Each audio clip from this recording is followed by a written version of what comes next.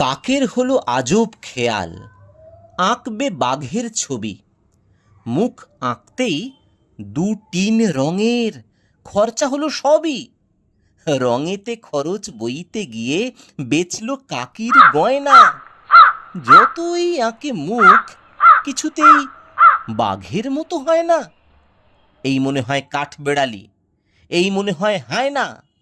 কাকি বলল, বাঘ তো অমন পিটপিটিয়ে চায় না। শেষকালে এক সন্ধেবেলায় লোডশেডিংয়ের মধ্যে বেড়াল এসে বলল, আমার পাওনা টাকা শোধ দে।